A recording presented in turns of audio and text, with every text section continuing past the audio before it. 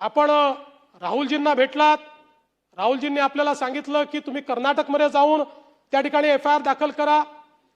कर्नाटकमध्ये 0 एफआयआर दाखल झाला. नाही ठीक आहे, त्यांनी नसेल सांगितलं, तुम्हाला मनात वाटलं असेल, पण मी तुम्हाला सांगतो, नाही नाही द्या ना शेवटी, असं नाही, द्या शेवटी. पण मी तुम्हाला सांगतो, आपण जर बघितलं तर याच्यामध्ये हा जो काही 0 एफआयआर आहे हा घेण्याचा अधिकारच कर्नाटकला नाही. It is illegal. याचं कारण 0 एफआयआरच्या संदर्भातला नियम असा आहे की ज्यावेळी विक्टिम एफआयआर करण्याच्या परिस्थितीत नसेल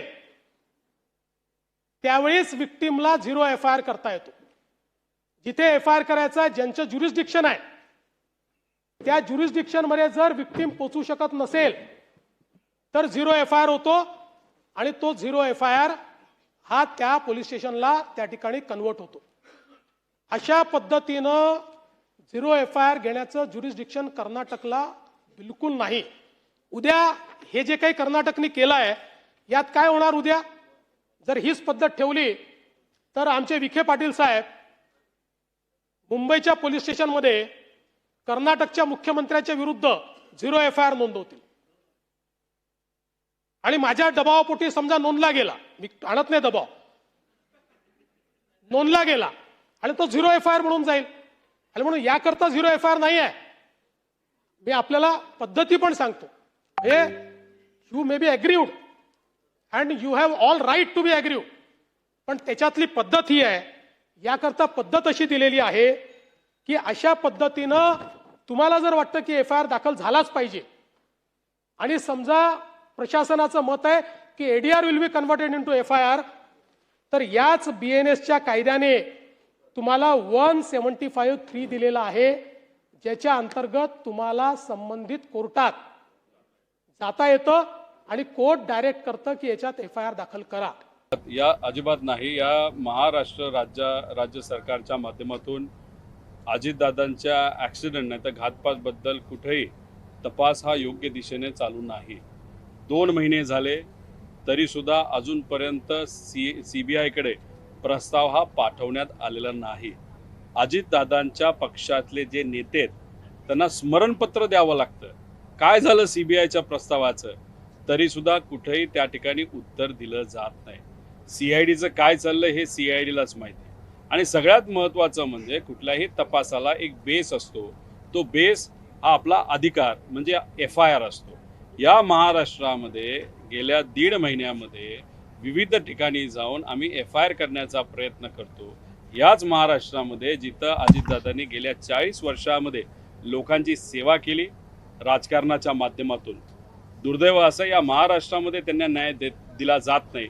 पण कर्नाटकामध्ये, बँगलोरमध्ये आम्ही जाऊन तिथे असणाऱ्या एका पोलीस स्टेशनमध्ये असणारे SHOला विनंती करून एक 0 एफआयआर अजितदादांच्या ॲक्सिडेंटबद्दल, ज्याच्यामध्ये मर्डर, त्याच्याचबरोबर घातपात आणि बरेच काही कॉन्स्पिरसी असे काही मुद्दे आहेत, हा एफआयआर मी आपल्यापर्यंत देईल.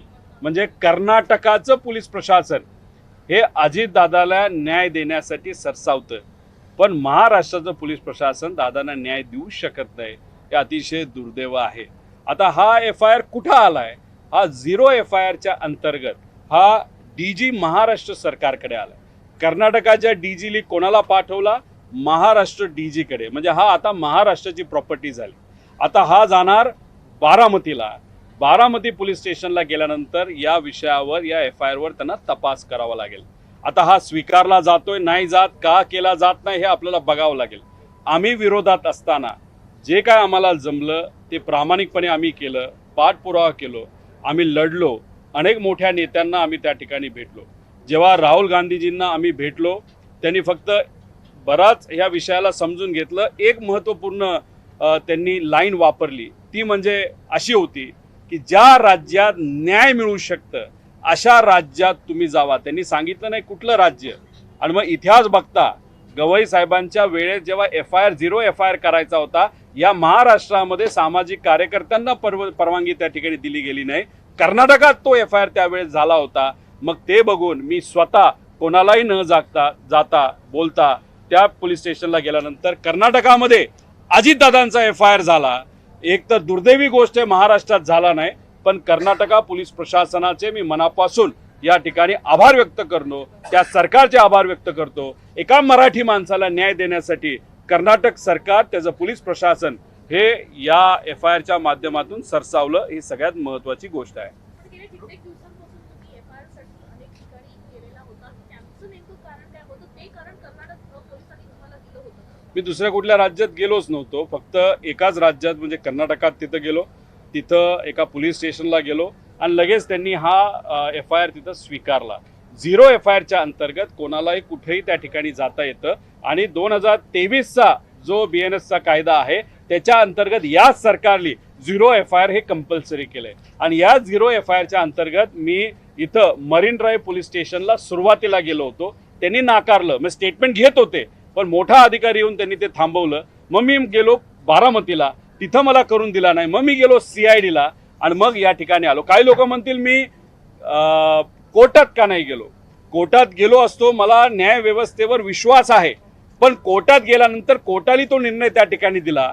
याच्यापेक्षा एखादं चांगलं सरकार, एखादं चांगलं प्रशासन, चांगले पोलीस अधिकारी योग्य निर्णय घेऊ शकतात हे कुठेतरी महाराष्ट्राच्या सरकारला, इथं असलेल्या पोलीस प्रशासनाला हे आम्हाला दाखवून द्यायचं होतं. एकाच ठिकाणी गेलो आणि त्याच ठिकाणी हा FIR झाला. खरं खूप काय आम्हाला याच्यासाठी करावं लागलं. आता याच्या पुढे अजितदादांच्या बाबतीतला तपास काय होतोय हे आपल्याला बघावं लागेल. हे झालं या FIR बद्दल. पण उद्याच्या दिवशी त्यांच्या पार्टीमध्ये काही नेते कशा पद्धतीचं राजकारण करतात, कशा पद्धतीने तिथं काय गोष्टी चुकीच्या पद्धतीने करतात, हे उद्या प्रेस कॉन्फरन्सच्या माध्यमातून इथंच सकाळी 11 वाजता मी आपल्या सर्वांसमोर तो विषय त्या ठिकाणी मांडेल. परंतु रोहितदादा, या सगळ्या प्रकरणामध्ये सातत्यानं सुनील तटकरे असतील किंवा प्रफुल्ल पटेल असेल यांची नावं किंवा त्यांच्याकडे संशयाची सुई जी आहे ती या सगळ्या विमान अपघाताच्या संदर्भात येत होती. खरं तर प्रफुल्ल पटेल यांचा काही संबंध थेट या विमान अपघाताशी काही आहे का? विषय एवढाच आहे, FIR आता झालेला आहे. FIR मध्ये तुम्ही आज डिटेलमध्ये गेला आणि जे काही कंप्लेंट डॉक्युमेंट आपण 60 पानाचं हे कर्नाटका पोलिसांना त्या ठिकाणी दिलेलं आहे.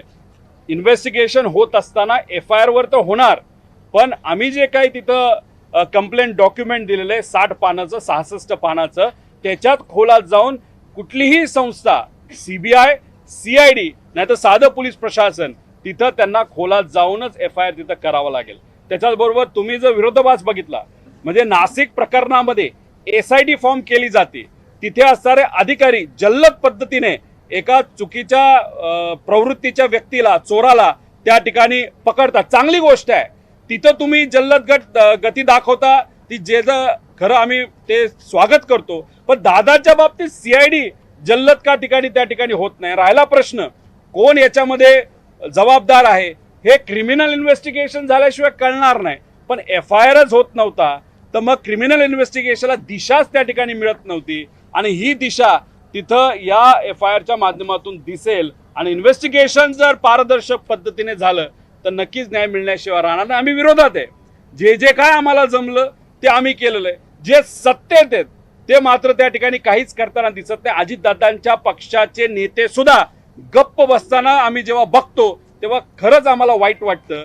त्यांना सत्तेत असताना सुद्धा स्मरणपत्र द्यावं लागतं, म्हणजे हे हास्यास्पद आणि दुर्दैवी गोष्ट असंच आपल्याला म्हणावं लागेल. परंतु तुमच्या कुटुंबामधनं देखील जय पवार हे पुढे येऊन पत्रकार परिषद घेणार होते. खरं तर त्यांची पत्रकार परिषद अद्यापही झालेली नाही. खरं तर दोन आठवड्यापूर्वी त्यांची पत्रकार परिषद होणार होती.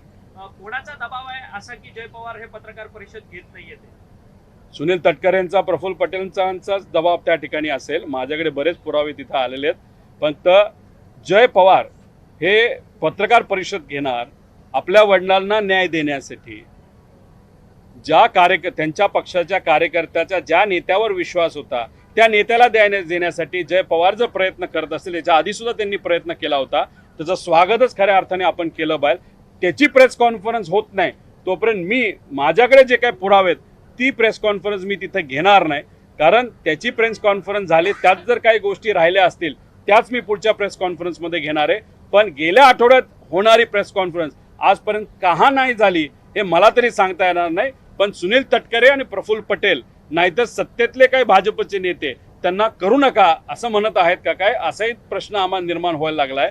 त्याची प्रेस कॉन्फरन्स इथं होत नाही आणि दादांचा FIR इकडे होत नव्हता. आम्हाला कर्नाटकात जाऊन FIR हा इथं करावा लागला. ब्लॅक बॉक्सचं नेमकं काय झालं ज्याचा तपासासाठी अमेरिकेकडे तो पाठवण्यात आल्याची माहिती ही स्वतः प्रफुल्ल पटेल यांनी दिलेली होती. मात्र आता त्याचं काय झालं, कित्येक महिने उलटलेले आहेत. नेमकं त्या ब्लॅक प्रफुल्ल पटेलांना वाटतच नसेल की हा तपास योग्य दिशेने त्या ठिकाणी जावा. कुठेही अमेरिकेला ब्लॅक बॉक्स दिला गेला नाही, हा भारतातच आहे. पण त्या बाबतीत कुठंच काय नाही झालं. त्याचं कारण हे सगळे जे आजी माजी अधिकारी आहेत ते प्रफुल्ल पटेलांच्या ओळखीचे अधिकारी आहेत. आणि जे महाशय, जे नेते, जे मंत्री हे एव्हिएशन मंत्री म्हणून बसलेले आहेत, त्यांचे व्यक्तिगत आणि व्यावहारिक संबंधच VSR बरोबर असल्यामुळे कसं AIB अजितदादांच्या बाबतीत योग्य पद्धतीचा तपास करणार. आता आम्ही वाट बघतोय ते पुढचा जो काही अहवाल आहे तो त्या ठिकाणी कधी देतील. पण असे 9 अहवाल हे AIB कडे प्रलंबित आहे फायनल प्रस्तावासाठी, नाही तर फायनल इन्व्हेस्टिगेशन रिपोर्टसाठी.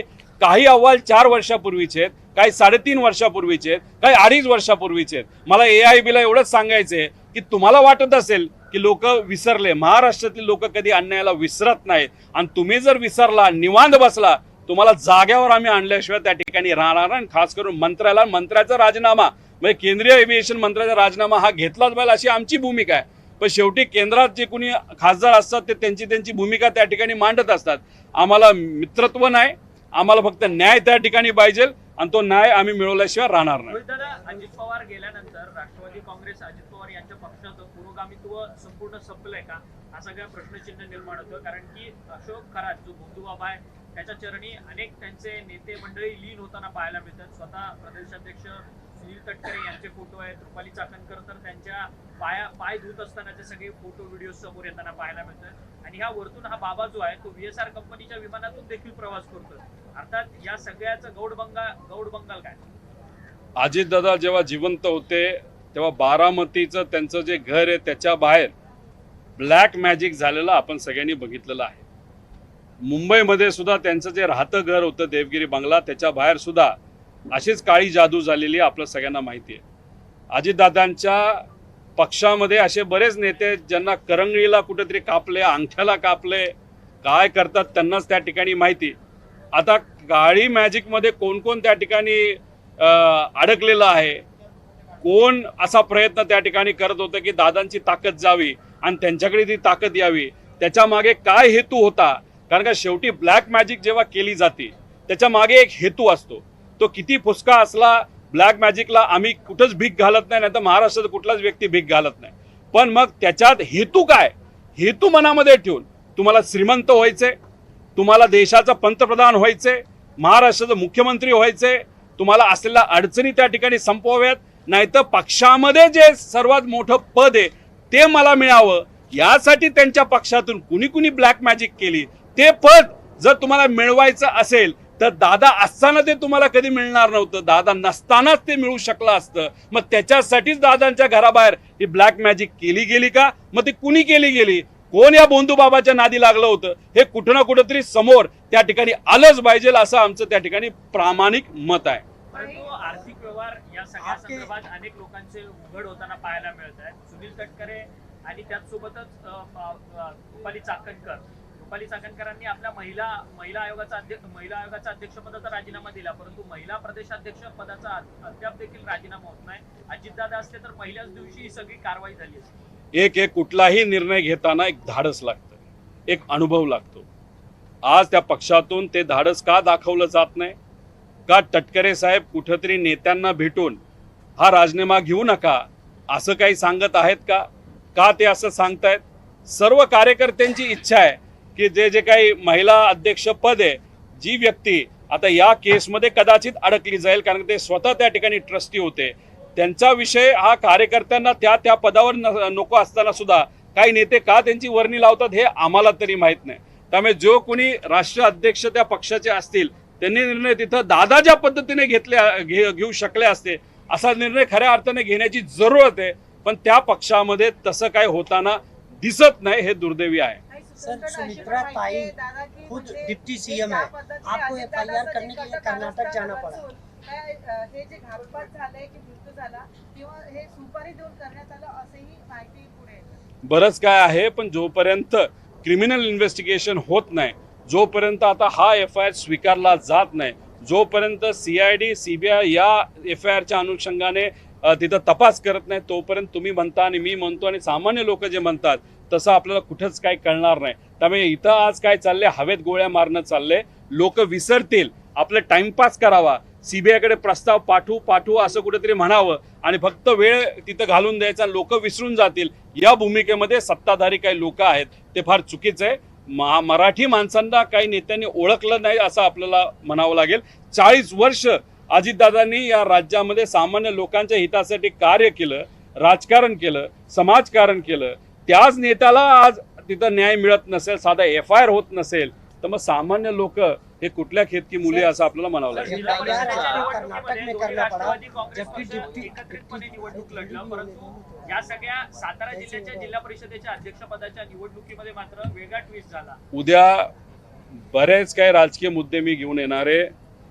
गेल्या 2 महिन्यामध्ये या विषयामध्ये आम्ही सर्वजण गुंतून असल्यामुळे भावनिक दृष्टिकोनातून सुद्धा आणि वेळेप्रमाणे सुद्धा आम्ही दुसरा कुठलाच मुद्दा अधिवेशनात घेताना तुम्ही बघितलेला नाही. मीडियासमोर सुद्धा आम्ही फार सांभाळून त्या ठिकाणी बोलतो, कारण एखादा विषय हातात घेतला तो मार्गी लावणं महत्त्वाचं आहे आणि आमच्यासाठी विरोधात असताना FIR करून घेणं हे सगळ्यात महत्त्वाची गोष्ट होती, आम्ही जी करून घेतली.